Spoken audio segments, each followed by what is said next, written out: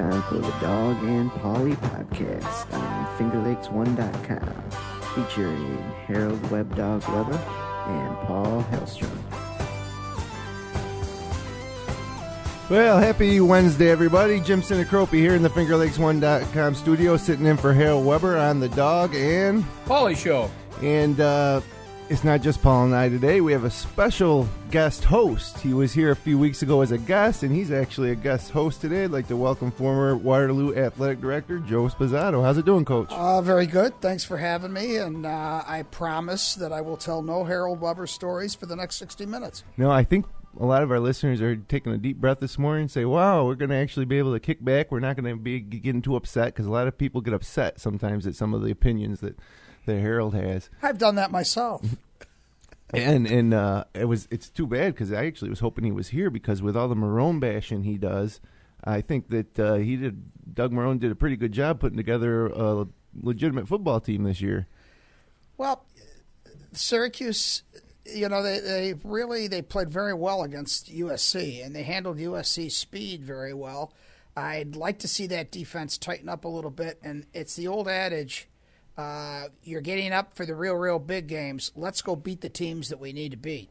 And your kids have got to get up for the Northwesterns and the Minnesotas and the Stony Brooks and your conference games. Those are games they can win. And I kind of like it a little bit sometimes to Hobart and La Crosse. They'll go lose to Syracuse by 1 or Cornell by 1, and then Fairfield will beat them by 5. Right. You have to be up every day. Yeah, and that Stony Brook game is a little scary, because you come off of your home opener, Northwestern, which was a shootout, and then USC in the College Classic on national TV.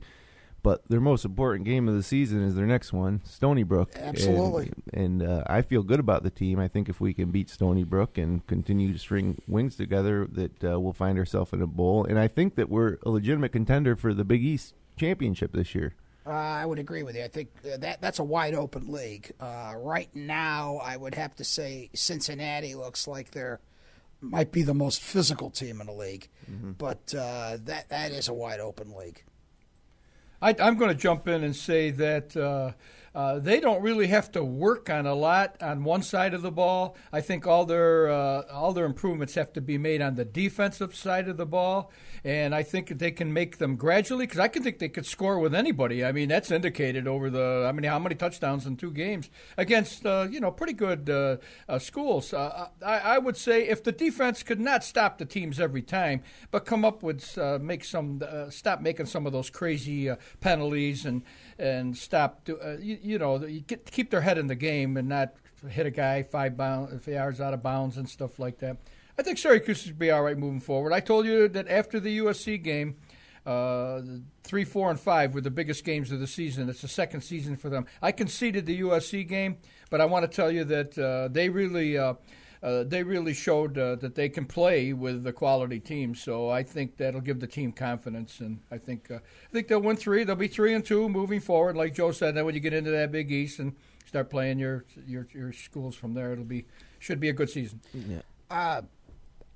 I'll throw this out, and I don't want to get controversial about it, but I am a little concerned with Syracuse University, not so much on who they're playing, but where they're playing them. Yeah. And I'm not in favor of them having played Southern Cal. That game was actually moved by Syracuse University to the Meadowlands. Right. You're going to see basketball games moved into Madison Square Garden, especially when they get to the ACC. Yep. And I'm hoping that Darryl Gross over there remains loyal to a very loyal Syracuse ticket following, because if you're going to go buy season tickets and get into playing ACC games, and especially in basketball, where you're going to see Duke once every 3 years and it's in Madison Square, that's not kind of where we want to see it headed.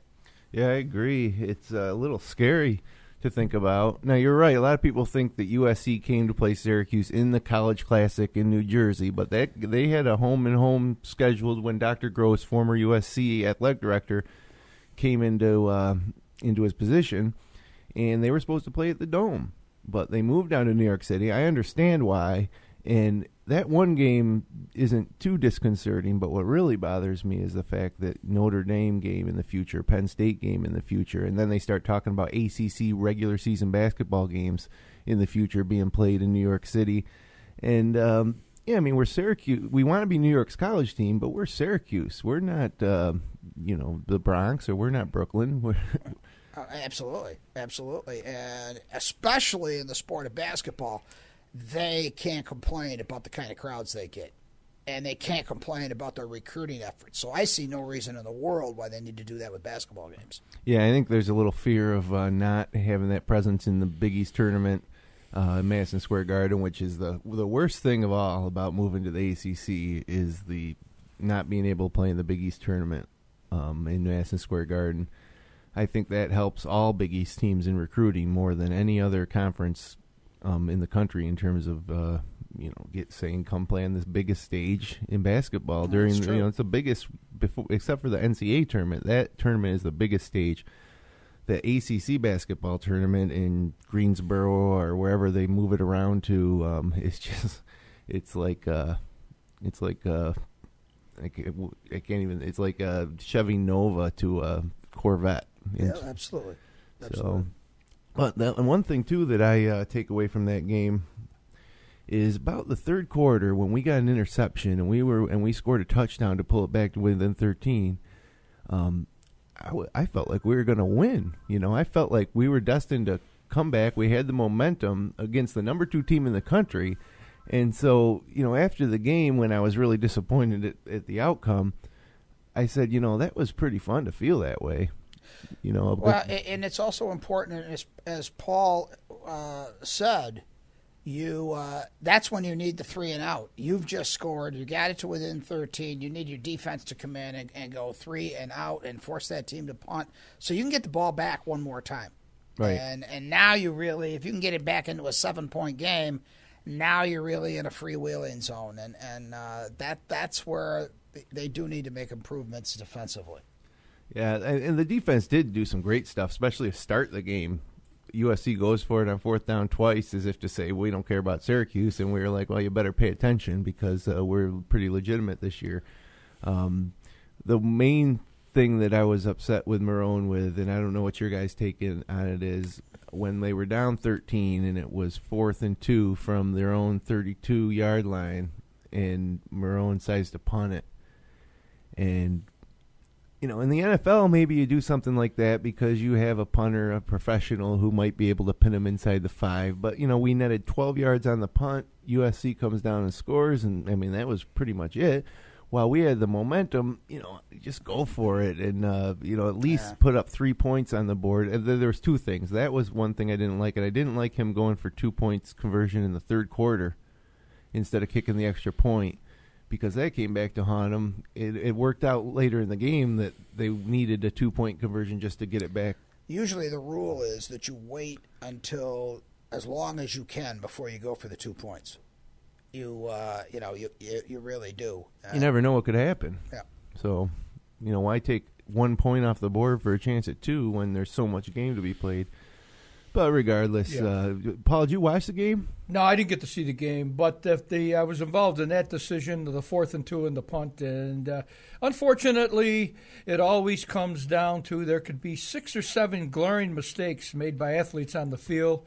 And unfortunately, we'll sit in a Monday morning coffee shop talking about the coach making a mistake to change the momentum and everything like that. I firmly believe it's in the hands. Hey, I don't go to any high school game or any game that I ever go to watch the ref's ref or the coach's coach. I go to watch the athletes play. If I happen to have a vested interest, like I want to see if Joe's calming down any in his late 40s and 50s coaching, and I want to see Tommy Benetti break the league record for technical fouls in one season and stuff. That's a different story. That's a side bit. But I go to watch the players play, and it didn't come down to that. On 3rd down, they should have converted. They didn't. They put the 4th and 2 up. The coach was, trying to do what he thought was the right thing at the time. But go Orange. Going to be a good season for them, and I hope going forward. And if they can win 4 out of their next 5, they'll be right in there. Yeah, I'm with you there. I think that the the Northwestern game was really disappointing because that was one that we should have won. We outplayed them. We clearly did. But we made too many mistakes. In the USC game, we saw that we can play with a top 5 team in the country, which is very encouraging. So now the rest of the season, we got to go at Missouri's a real difficult game. Joe mentioned Cincinnati will be a tough game. South Florida looks like it might be tough. Pittsburgh looks terrible. Stony Brook, who we don't want to overlook, and then Rutgers, which is a winnable game. Well, you got Rutgers, you got Connecticut, you got Louisville. Yeah. I mean, Louisville's tough. Every week you got to be ready. Every week, and that's something you don't see as much anymore. There are very few football teams, college or professional, that can get up and play in college. Get up for 12 weeks. That's all I'm asking you to do. Get up for 12 weeks. Play one game a week for 12 weeks and play at your best. Yep. I'm asking you to do that in professional football. Don't come in and tell me that you're going to give a lackluster effort. And, I happen to be a fan of a team that does that, even though they win Super Bowls, that does that on occasion. So who's that? The Giants? The Giants. Yeah. The Giants. Yeah. The Giants will. They sometimes just are not emotional, and then when they get emotional and they get on their horse, they're a very difficult team to beat. But that's happening all the way through. And it seems the team that can do that ends up losing in the playoffs. So it must be a very difficult thing for athletes in today's day and age to get up 16 times. Well, when you have the bank account some of them have, there's probably some things that would be more enjoyable for them to be doing than to be out there banging helmets. I understand 162. I understand about 162 baseball games. Yeah, holy cow. I understand about 82. Now this year there were only 66, but 82 basketball games. Yeah, 16 times. Now injuries. I'm not talking about people that are hurt, but 16 times. Those of you that come on the field play hard. Yeah, even college basketball, you're talking 30, 35 games. Yeah, you're going to have a few. You're going to have a few letdowns. Yes, that's why nobody goes undefeated, really, in basketball, baseball. But football's a different story, and I think one of the reasons football is so popular is because it's so digestible, especially NFL football. Once a week on Sunday, it's become America's game, and I think it's because of those 16 games. But you would think that with all that's on the line for each one of those games for these pro teams and college, that they would focus during that season and come out 100%. Focused and energized each game, but it's not the case. But when I was younger too, I had trouble maintaining focus. So even the happens NFL when players, you get older too. Let me tell you, even the NFL players are most of them are in their mid to upper 20s, and I consider that young still. Yeah. It's easy for older guys, I think, to tell the young guys how they got to do, but that goes back to, I think, part of coaching. You need a motivator, and it's difficult motivating multimillionaires, I suppose. It's just a different dynamic. Haven't been in that situation, but I would probably guess you're correct. Yeah. Before we leave this, I would like to say that the other sports, football, NFL style, and major college style, they're like gladiators. They trot them out into the arenas every week, and they go out there and they try to beat each other up, and they try to win games, but they have to do it usually physically. A lot of mindset enters into it. But basketball, baseball, you don't get the chance to enjoy the thrill of victory. You're somewhere telling somebody, great game last night. You see that? The Yankees pulled it out in the ninth inning and like that, and it's 3 o'clock in the afternoon. Tell the guy they're down 7-0 this afternoon to Boston. Right. It's just too much to digest. So you're mad at the Giants if you're a Giant fan. You get up and Thursday you're saying they got no chance this year. By Sunday you're saying to yourself, pretty favorable game coming up. They got Tampa home. I'm sure the defense will rise up. I'm sure Manning will get into a little rhythm. And you forgive them. And you're ready to go. And you get this time to re-energize and regenerate and reboot. And, boy, it's a great thing because they can do it financially with 16 games. And the other sports need all those games to survive financially. Yeah. So I guess that's going forward, I would think. That's why I'm still confused, and that'll be another show later, is why we got to play a sport that the foot enters into it 3 minutes a game, and we took over the term football from the world. Soccer used to be called football, and then because we wanted to decide to call this game with an oval ball football, which you have a field goal or two, and you decide some games. So then the soccer nation had to change it to soccer, but everywhere else in the world, and that's also a passionate sport. You see 102,000 people in those stands, and basically you never get out of there without something happening in those bigger matches. Yeah, we think we're passionate and over the top about our sports here in America, internationally with some of the soccer, and it's a small minority too. Most people probably enjoy the game from with level heads, but violence and going even extreme. Remember the Colombian player who gave up a goal to the U.S. in the World Cup that we hosted, and he was murdered when he went home to Colombia. I mean that's over the top stuff. But we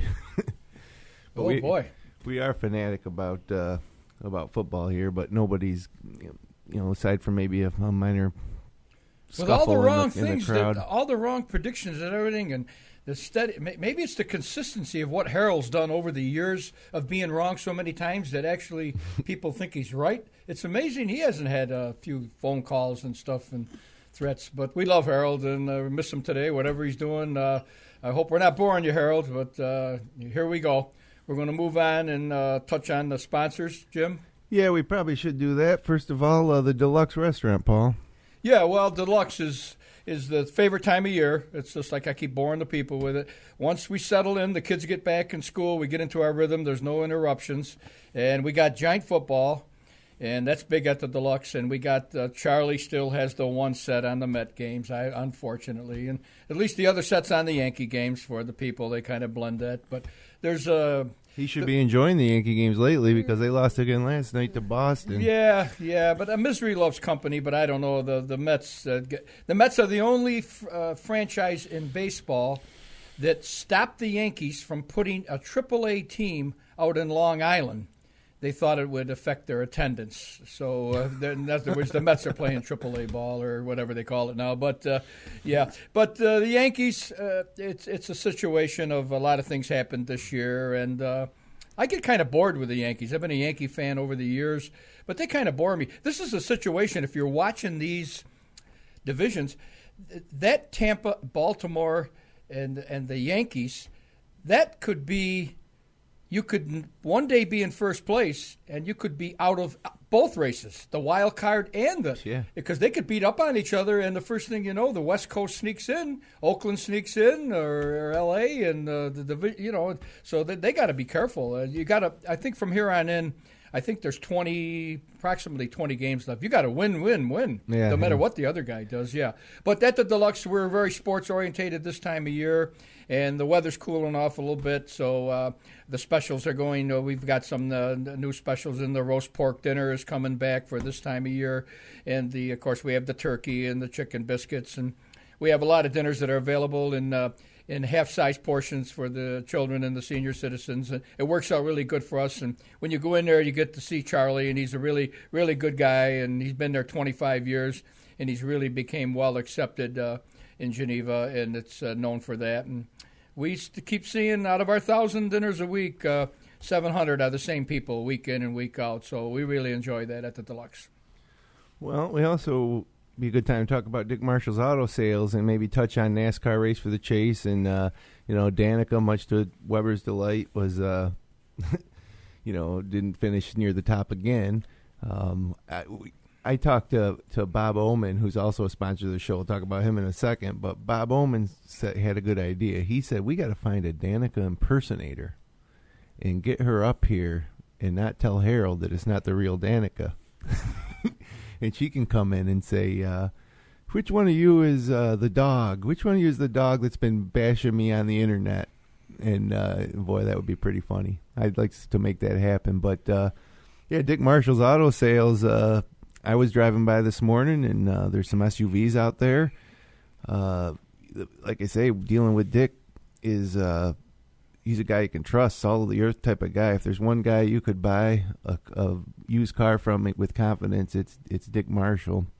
And, of course, his lead technician, Tommy Thompson, will service that vehicle for you So it's a one-stop shop type of deal, and the trustworthy nature of Dick and Tommy is what makes it great. They've been part of the business community here in Seneca Falls for over 40 years. But Paul, what about the race for the Chase? Well, the Chase starts this next week. week. Yeah, this week. Last week was some exciting racing. Jeff Gordon moved up through the field, made enough passes. Kyle Busch dropped back, and Jeff Gordon made the last spot into the Chase. He made it by 1 point over Kyle Busch. So Jeff Gordon's been a fan favorite over the years. They still call him, his nickname's the Kid. And of course, now he's married with children. He's in his 40s. I'm probably getting close to his middle 40s now. And he's a fan favorite. Kind of faded out towards the end. Junior ended up being in the 6th place, 7th place. It all starts from scratch now. All the drivers that are made the Chase, the 12 drivers, they all have the same amount of points, plus each win gets you 10. So Denny Hamlin had 4 wins. He'd have 40 points. Jimmy Johnson 30, Stewart 30, Keselowski, and then Biffle and Boyer have 2. So Gordon, who was the last one in, is on an even keel with... Well, he's 40 points down. Okay. But, I mean, one first-place finish, and he's back. And the guy that's got the 40 finishes 20th, he's got that back. So, yeah, it's going to be pretty exciting, and it starts all over, so everybody is, you like to say you keep it close, but I feel as if on the last week of the season, Hendricks has 4 drivers, and Gordon and Kane both moved in, so all 4 drivers for Hendricks Racing, which is the Chevy team, are in the Chase. That would be Kane, Gordon, Junior, and Jimmy Johnson. I feel as if Jimmy Johnson, didn't get it last year. Tony Stewart moved into the Chase way behind, won a bunch of races, tied Carl Edwards, and won on the tiebreaker.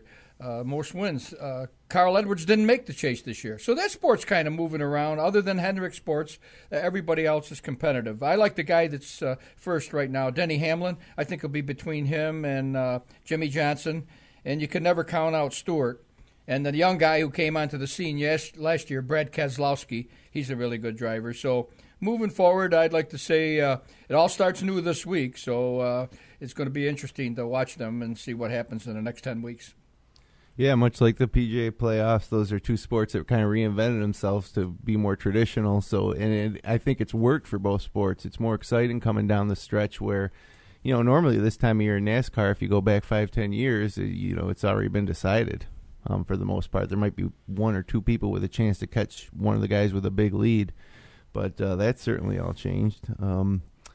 Should mention... Lizard's Tailgater Lounge in Waterloo, where they have karaoke, they have bands, they have food, they have drink. Great place to stop in. You're going to see some friendly faces. You're going to have a lot of laughs. You might even see the web dog if you stop in to see Scotty Trickler at Lizard's. And again, we mention these sponsors week to week, but we wouldn't be doing this show without their support. It's fantastic to get such a diverse group of businesses here supporting the show, including the Omen Theater in Lyons. You had something to say, Paul, about Lizards? No, I was talking to Scott Trickler a week ago. I saw him on the street, and he says out of all the entertainment that he's ever brought in there and all the things that he tried, the most laughable, funny, and fundraising nights are the nights that Harold stops in to have a drink.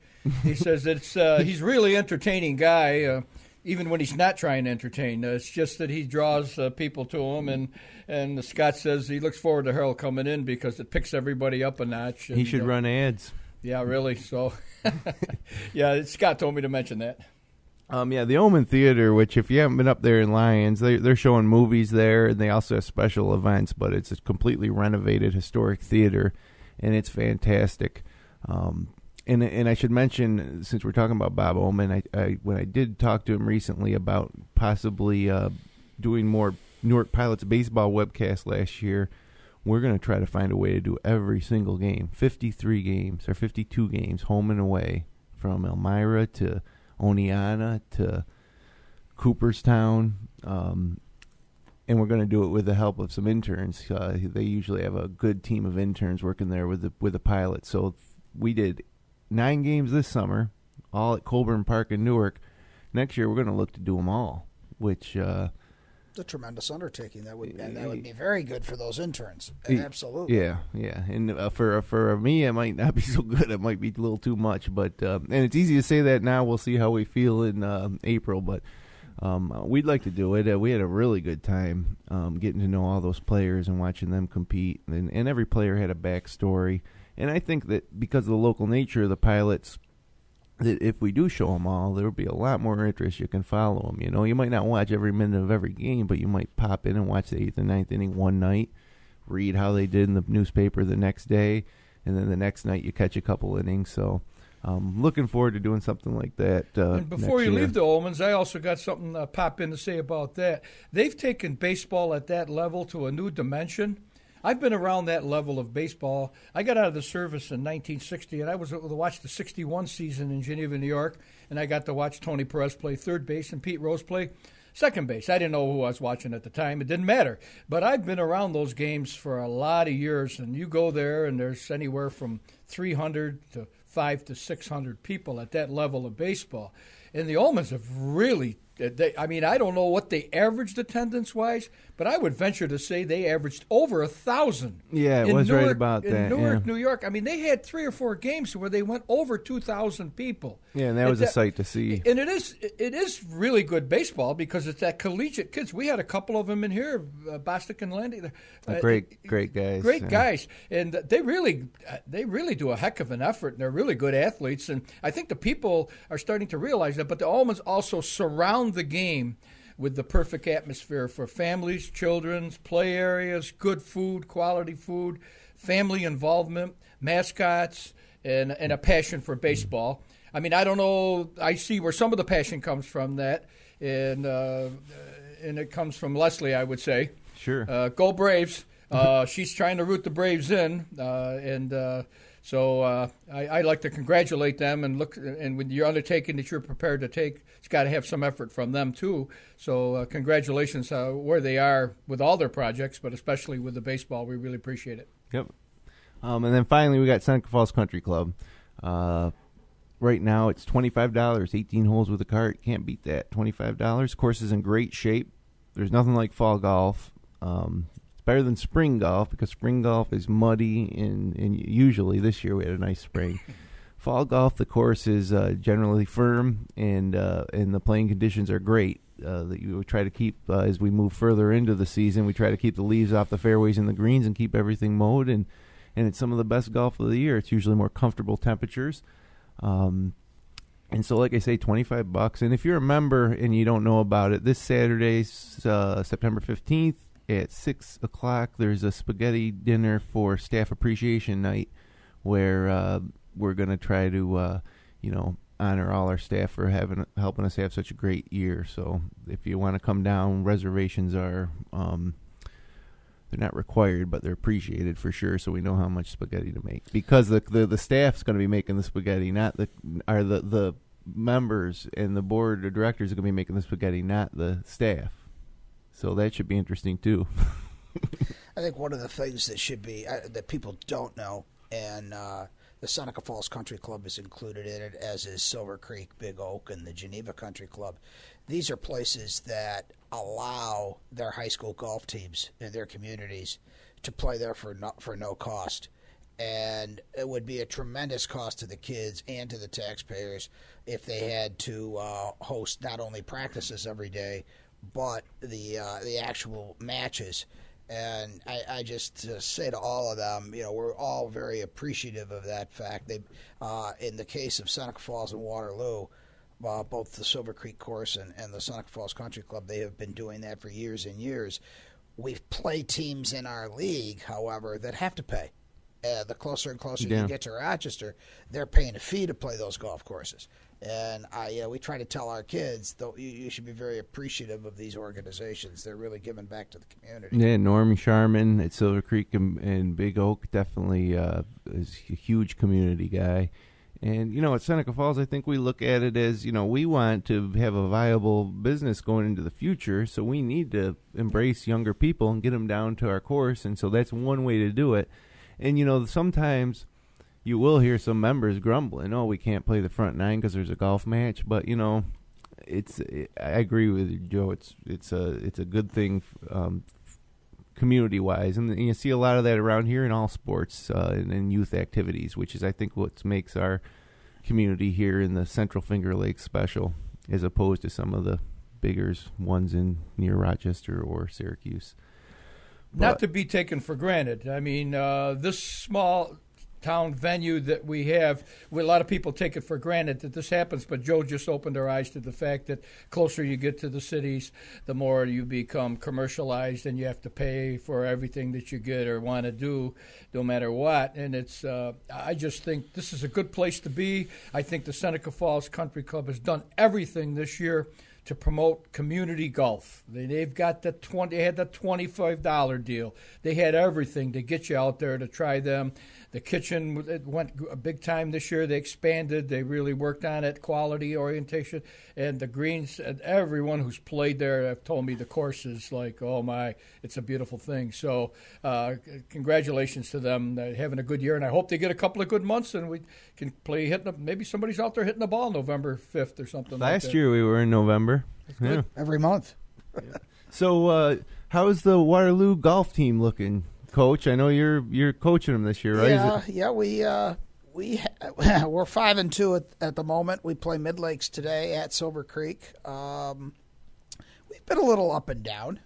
We had a 5-match road streak, of which we went 3-2. That's good. Losing at Geneva and losing at Wayne.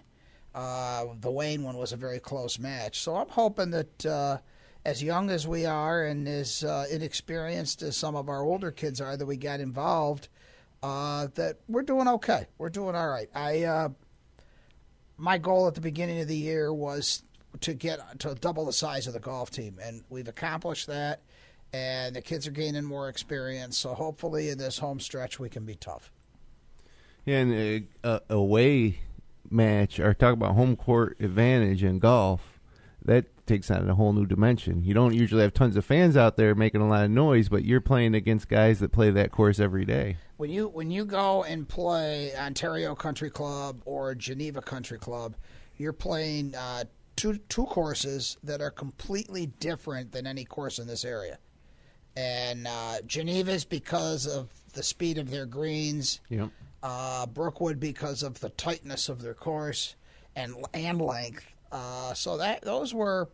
We played well, but not well enough. They were, they're two pretty veteran teams, and they did beat us. But now, what do you tell your team? Like, let's say before a match in Geneva. I mean, a lot of people think golf coaching is more about in practice working individually with the players. But what do you tell your team before a match like that at, say, Geneva or a tighter course like up in Ontario? Well, I try to say that we'll actually go out to our course and we'll cut the course in half.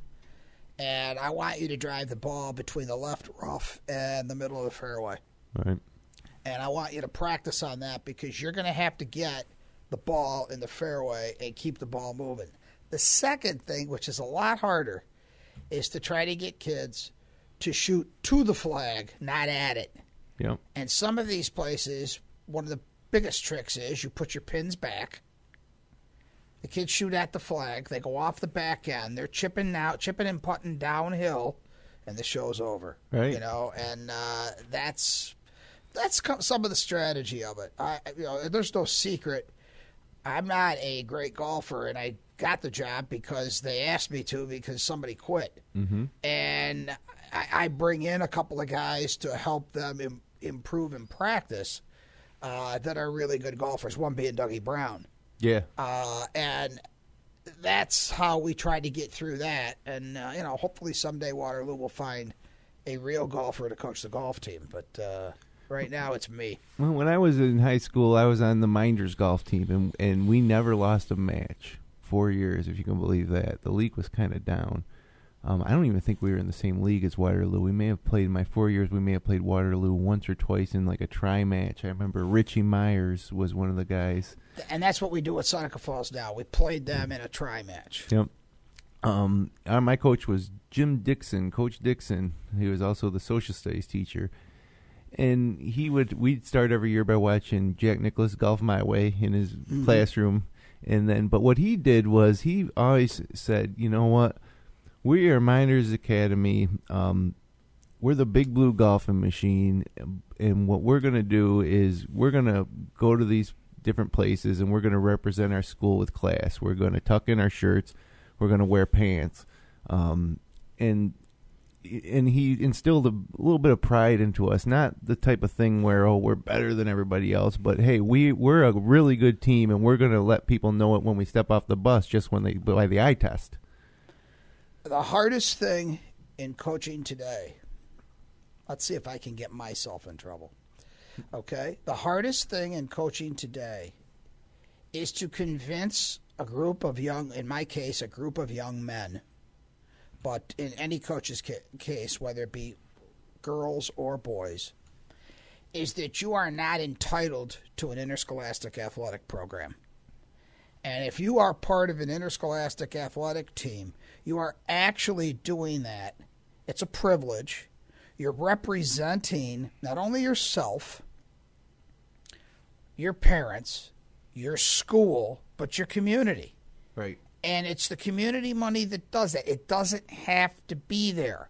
In this age of entitlement, where a lot of other things that they have are entitled to them, especially in education, and the way it's presented these days, it's very difficult to shut that curtain and say to them, okay, now here's this other thing that by far is more of a reflection of life.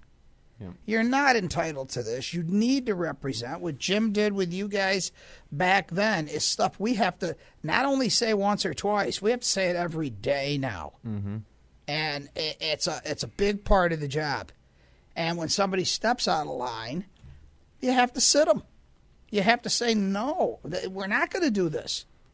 And we're not going to do that. And if, as opposed to saying let somebody who maybe broke team rules or misrepresented their school, but he might be one of the most talented players, to let him play in hopes of getting the win. Yeah, you need to set an example. You have to do that. You have to do that in every sport now, and it's the monitoring.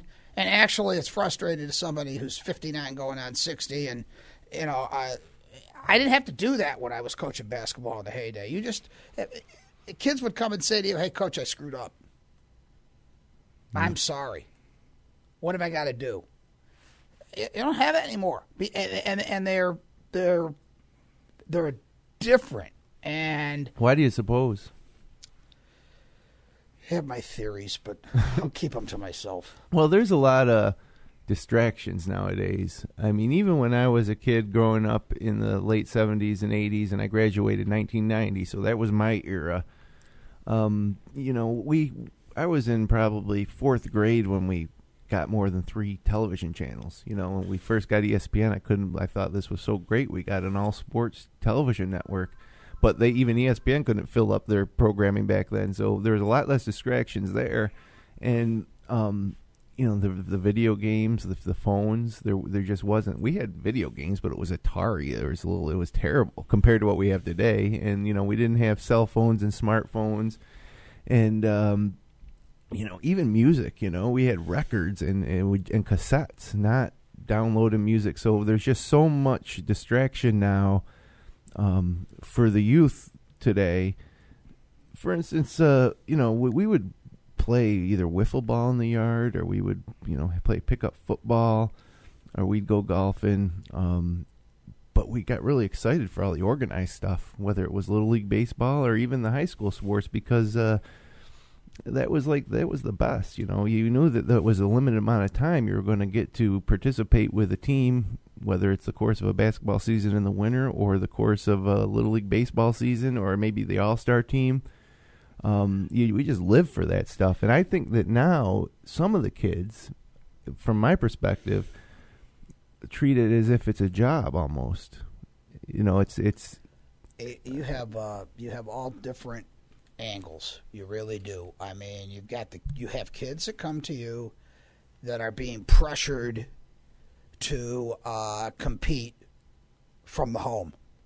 You've got kids that come to you who've got absolutely no pressure at all from the home to stick with something if it becomes difficult. Right. you've got other kids that don't have anybody to even talk to when they go home. Yeah. Okay, whether it be the society of today or whatever. So you've got a mixture and a collection of people. The hardest part now is that you have to try to get all of these people to realize every team has a role. Here's where you fit. Are you going to be able to thrive in that role? And even if it's a kid being on a team, just team membership used to have a lot of value. I think it still does have value when it appears on a resume for an entry-level position in a business or industry. Yeah. But I don't think that's being told to 8th, 9th, 10th, 11th, and 12th graders that it is. I think they can just boom, boom, boom, boom, ricochet rabbit, and then they go into the real world and they find out that, hey, wait a minute, I got to settle down and stick to something. Right. And high school athletics and youth athletics also plays a part into that, into teaching you how to be a part of the team and stick with something. Two things that you guys are talking here. I think that the thing that sticks out the most is you're going to play golf this year. That's one thing. You mentioned it. You're 40. He mentioned it. He's 60. Or are you going to be part of the Minders tradition? That's what. There's certain stipulations that come down with that. If you're going to be part of the tradition, you got to go in there knowing that you're going in there to learn golf and to do the best you can. And it's not about the individual. It's about playing a sport where the values have always been the same. So you mentioned your coach teaching you that. Back then, Joe mentioned that it's hard now to get everybody's playing for different reasons. Another thing you mentioned is in 1953, at 5 o'clock at night, every house on the street, a porch door would open, and a mother would yell, Joe, Jimmy, Paul, Nancy, supper time. And the same answer, we all yelled back, Mom, 5 more minutes, you couldn't get us in the house. Yeah. Now all the entertainment is individual entertainment. They got something in the palm of their hand. They got something. They're bowling. It's with a Wii. If they're golfing, it's all of this stuff. You can't get people outside anymore. And when you talk about a group of people getting outside and mixing it up, Joe's out there playing with people. Schweitzes and stuff. He's getting rolled around the ground. He's on the ground with people, and he didn't know there was a difference in him and the other guys. It was all part of that. And I think the tradition is the big thing. And I think the kids being part of mixing it up and getting out together and not having all that alone time. That's just my opinion on how it works. Hey, guys, I got some breaking news right now that's going to blow your mind. You ready for this? Yes. According to ESPN, Notre Dame is going to join the ACC as a full member with the exception, of course, of football. But they will be playing 5 games against ACC teams in football annually. It's not official. This is an ESPN report that just came in. Wow. So to me, I'm like, geez, man, we just got out of that league with Notre Dame that wouldn't play with us in football with us, and now they're going to be back.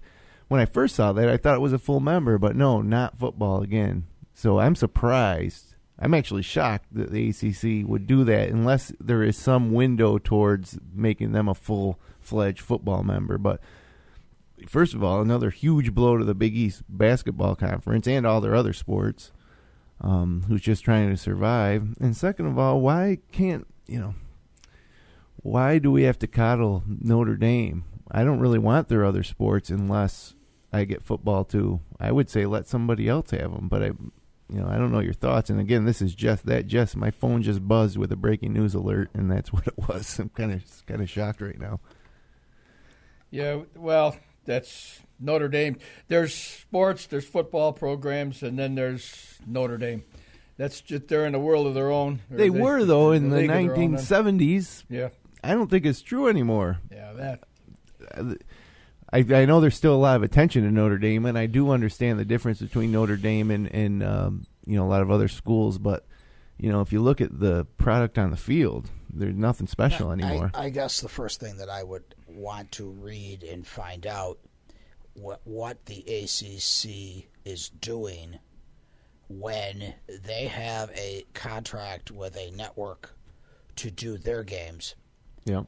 And the Notre Dame has a contract with NBC, and NBC's contract is home games only.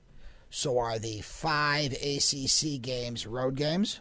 Because then everybody's contract fits nice. Yeah, right. If they go to Notre Dame and it's an ACC game, does the ACC have to give that up and make that an NBC game? Because when this is all said and done, this is going to be up to ABC and NBC. Yep. Okay, and I got a solution for Division I football, and that is no conference gets their own TV contract. You bid, so many people bid, and Fox, NBC, ABC, ESPN, they come in and bid for a night that they want to cover football. And if somebody can get them all, somebody gets them all. Sure. But we do what the NFL contract is. Mm-hmm. And now if you're Division I football, I'm not saying basketball, if you're Division I football, you revenue share. And maybe that'll take care of this craziness that's going on. Because Division I football not only is going on their own planet, they're affecting really, really good conferences in other interscholastic sports. Yeah, I agree with you there, 100%. And to me, they should. I used to say that about the Finger Lakes. Back when we had Canandaigua and Victor, and we were having to play them and all this other kind of stuff because we could play them in basketball at that time and compete, and baseball in that time and compete, and lacrosse and everything else. Somebody said one day I wasn't an officer in the Finger Lakes athletic directors yet, but I was an AD at Waterloo, and they said, anybody got any solutions about what we're going to do with Finger Lakes football? And I said, yeah, I got one. Take football out of the Constitution. Don't deal with it. Let every high school go play the football games they want to play. Yeah, because you're only talking about 6 or 7 You're talking games, about it's reduced to 7. At that time, we had 9. Okay, and I'm almost saying that about college as far as the TV. Once you fix where the revenue's going, other things will fall into line. Notre Dame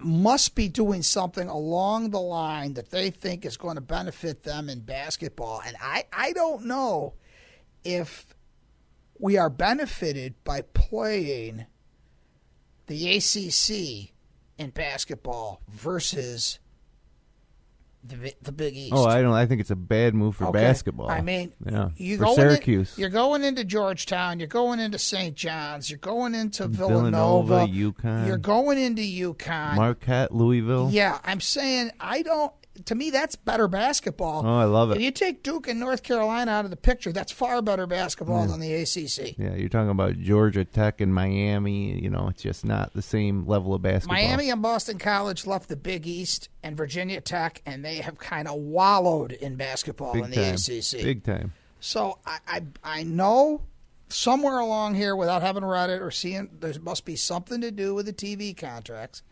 and football is a runaway thing, and one of the ways I think you could deal with it is deal with the money situation with the TV networks and go. But that's one of the problems is, right now there is a handful of the haves, the SEC, the Texas Longhorns, the Big Ten, the guys that are controlling the major money in college football, and I think they're scared of any type of change that might affect them getting less revenue, even if it's for the good of the whole country. They're worried about the playoff. Yeah. And one way to get a position in the playoff or have a team in your conference in the playoff is have a lot of teams in your conference. Mm-hmm. And Notre Dame still might have that worry that they could be left out as an independent. But now if I'm playing 5 ACC teams, maybe I can be judged better. I don't know. But either or. Yeah, it's way too early to tell. That could even be later proven as a false statement. But usually ESPN wouldn't release something like that if it wasn't control valid. the TV money. Yeah. Hey, football. Hey, how about this weekend? Seneca County versus Wayne County. Clyde versus Minders. That what you're talking about? Undefeated Minders Academy, 2-0 last year. 1.5 wins. Counting the DeSales win, forfeit, so right. They're 2-0, and they got Clyde. It's unbelievable. It really is an unbelievable story. Yeah, and Waterloo that's going over to Newark this week, and that's going to be a good football game. Waterloo's at 1-1. They beat Mid Lakes and lost both those last teams, week to who? Newark. Geneva. That's Newark right. and Waterloo made the mistake of running into Geneva early. Of course, maybe running into them later would be worse. They got the Sweeney machine over there. They got an exceptional athlete over there that can do a lot. He's a coach on the field. He's Over a good 200 athlete. yards passing in the game. Yeah, against there's Waterloo. other things he can do, too. I think he can make a hook shot from the 50-yard line into the gym, He's as a Joe good would say in basketball basketball. Yeah, he's one of those kids that comes. He's a coach's dream, an athletic director's dream. And they beat Newark handily. They beat Waterloo handily. But I got to go throw out a couple scores at you. Waterloo 27, Newark 21. And Minders 31, Clyde 10 this weekend. I think Seneca County is going to dominate Wayne County this weekend in high school football. I think this is a good measuring stick for Minders against Clyde. And I will also say that I talked to some folks in Lyons who, before that Minders game, they beat Minders by like 40 or 50 points last year. And anybody from Lyons will tell you that their team is just as good this year as last year. They don't feel like they're down. They have a few kids suspended, but overall they feel like they got as good a team as usual. So then Minders comes in and wins that game. They score 66 points, and most of the people in Lyons are like, "What the heck, is this?" And so I don't know why. I mean, I know that Brandon Paslock was doing a great job at quarterback, and I know we got some great runners. Peterman. Millis, is that right? I went to the game the other night when we opened up the new field, which is fantastic, by the way. It's just phenomenal. He was able to walk out on the field, and it's Minders has had surreal. five running backs score touchdowns this year. What a feature that is. They got two running backs, two power running backs, 207, 210, and they've got last week Tim Trickler ran a 40-yard. He came in. He had one or two running plays. He busted up. You got Pasalaco who runs quarterback. He runs options. He runs this. He runs. I think there was a plate kid, a Peterman kid. There's just so many. It's just a team that you can't concentrate on. I don't know how anybody gets ready for them this year. And they're dominating the line of scrimmage.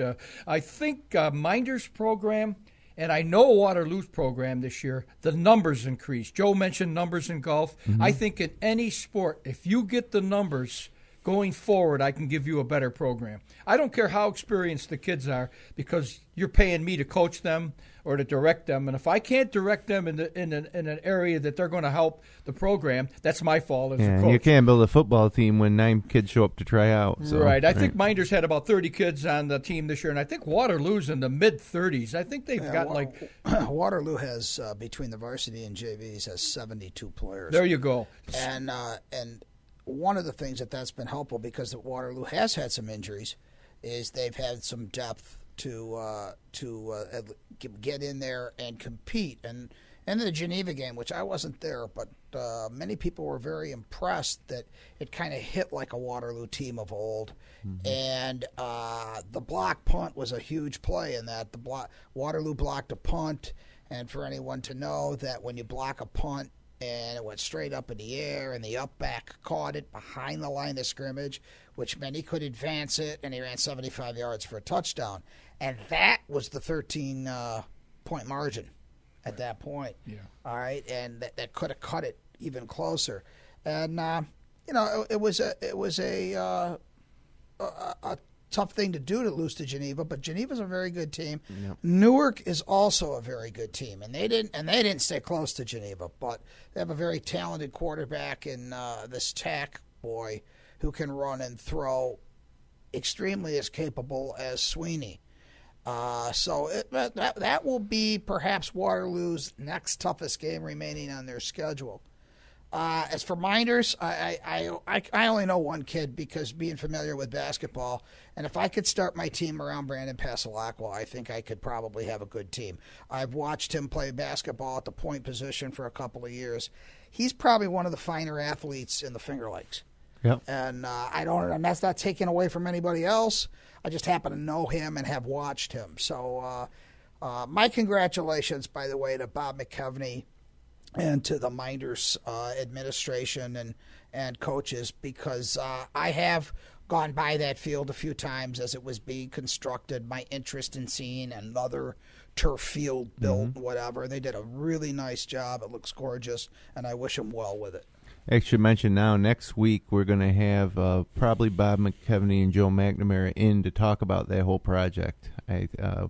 And possibly Ted Novak, two of those three individuals. It's a fascinating thing to watch being done, let me tell you. And when we went through it, I was out there every step of the way, and you want everything to be perfect, and it is gorgeous. You'll always get your money's worth out of that. Yeah. Now, do you think that the increase in the football programs at Minders and Waterloo can be attributed to those projects? The kids want to play on those fields? No, I don't. I think in Waterloo, we had a couple of classes go through where our numbers were down athletically across the board. And it wasn't last year's senior class, but the two before that. And I think the same was true of Minders. And that just kind of happens. Yeah. It kind of happens. The other thing you have to realize is, I heard this, I think it's correct. Waterloo had some 40 people transfer into their district this summer. Yeah. 6 or 8 of them are playing football. Right. And they have been DeSales students, former DeSales students? We got 2 DeSales students back, but the rest were from. We have a kid from Florida that moved in town. We have a couple kids from Rochester that moved in town. And it's a good sign for the local economy, too, that we have families moving in. It helps. And what's been going on up to this point is the loss of enrollment. And you could do a whole week on what's your obligation when you have a lot of kids and you can function having a lot of sports teams, and then your enrollment shrivels back to where it was in the 70s or 60s, and in our case it's the 60s, and you had half the sports teams you have. And I don't mean girl-boy, I mean half the boys' teams you have. And now or half the at that time they didn't have girls, but you have to be able to have quality as well as quantity. If that's your philosophy, you have to choose the philosophy for your district. At Waterloo, we chose quantity. We wanted as many kids participating as possible. That dilutes talent. So while the people in the community might be complaining because this team's losing and this one's winning, it's the kids are playing. Yeah. If that's your philosophy that your school board has adopted, that's the philosophy you live by. And I think that's kind of what's happened in most schools across the Finger Lakes. You've got others that will say, no, I'm not going to run 5 boys teams in the fall. We don't have the numbers. Yeah. So you gotta weigh that kind of stuff when you're trying to evaluate an amateur sports situation. Many people this day and age are looking for participation. Yeah, and at the end of the day, when you're at high school sports, winning's nice and having good teams is nice, but it's also about providing these outlets for the kids to participate. So, well, I'd just like to jump in and say I think that this year the Minders athletes in football are going to defend this field. They're going to be undefeated at this field. That'd be a nice thing to say when somebody builds you a field. And how many games do they play there for? Yeah, we haven't never lost. Yeah, we're undefeated on that field, and that gives something for the kids going forward to say, well, that's a good goal. That's a very good goal. They're undefeated. I mean, your program's got to start somewhere. Let's face it, you can pick on the Minders football program for the last few years. Yep. I mean, I've sat in the stands with some of the grandparents and guys that, that got grandchildren and stuff playing now that ran over the top of me for Minders in the 50s, the Myers and the Caracellos and all these people. That raises up a notch for them, too. They could see it, the people going out there and say, well, we were undefeated almost every year. But now these kids can say, we defended our field. They built us this field, and we're 4-0. There's a lot of pride, and I think that those kids on the football team on Friday night when we beat Nichols College out of Buffalo, when the stands were filled with 1,000 people, and they knew this was the first game on the new field, that they felt good about what they did for the community by delivering a win in front of all those people. Very good. And as far as remaining undefeated on that field, tough test Friday night against Clyde for Minders, and as you mentioned, tough test for Waterloo against Newark. Look, guys, we're at about an hour. We didn't get to talk about the NFL as much as we wanted to, but that's okay. Anybody that wants to hear about the NFL can turn on ESPN or any number of outlets. And we got 16 weeks. Yeah, but I do want one question. Over, under, give me the number of wins the Buffalo Bills are going to have at the end of the regular season this year. Joe, okay, got a number?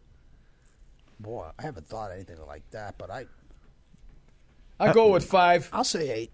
Yeah, I would say about this. I'm going to go right in the middle. I'm going to say 7. And they were terrible. They looked terrible against the Jets. And I'm a Giants fan too, but I root for the Bills as they're a little more local than the Giants do. And boy, I thought this year maybe might be a good season for them, but it was embarrassing what happened to them. As many times as we have watched now, and it's not. ESPN can tell you that every game counts. I guess every game counts. But remember, at the end of the day, it's the team who's the hottest, not the team with the most wins. Yeah, the Giants are a perfect example. My philosophy in pro football is just get in the playoffs. Sure. If you can do it at 9-7, just get in. Yep. If you're good, you'll rise from there. Last year, the Giants were terrible early on. Remember how bad? I mean, they got blown out a couple times early on in the season, and by the end of the season, they get things together. They win a Super Bowl. They lost to Seattle. They barely beat Miami. Those were home games. Yep. And they still won it all. They lost to the Skins twice. You're right. Before Robert RG3. Griffin, and they still won. I mean, Yes. that the key to the whole thing is everybody concentrates on the wrong thing, as Joe was saying. Like that, they made a prediction on CBS Sports Line that New England would be 16-0 this year. Good, bring them on in the championship game. I mean, the Giants have played New England twice in the last 5 years in championships games. Plus, they've played them in exhibition games. New England has never scored over 20 points against the Giants. It's 17-14, 20-17. What was the exhibition game? I don't know. They played this year. What did they play? I think it was 6-3, wasn't it? 6-3. There you go. I know we're going to say, well, different people play, blah, blah, blah, blah. But it's strictly, it's not how you start out. It's how you end up. That's it. Well, listen, guys, we are now over an hour. Good. Coach Sposato, thanks so much for coming in. Thanks for having me. We're going to have you, and you'll be our number one go-to guy as far as the guest host. And, Paul, any parting shots before we get out of here? No, it's just I think we had Joe went in depth on a couple things this morning that you were interested in about the ACC and the college background and about the high school programs and the basics, and you jumped in with tradition. And, Joe, I think it's a good I think the more sports you can have, like Joe said, if you can have 5 sports this time of year, the more people you get involved, the more quality people you send forward into life. Joe mentioned resumes. He mentioned when you're going somewhere. This is where it starts. And if you can start with a student athlete and you can make him have something that he has to be part of and he has to answer to, then you have better quality people moving forward. Yep, I hear you there. So let me cue this up so we can head on out of here and enjoy our Wednesday. Like to thank everybody for joining us. Like to thank Seneca Falls Country Club, the Deluxe Restaurant, Scotty Trickler and Lizard's Lounge, Omen Theater, and Dick Marshall's Auto Sales. Enjoy the rest of your week and get out and watch some high school football this weekend, everybody. Have a good one. Thank you.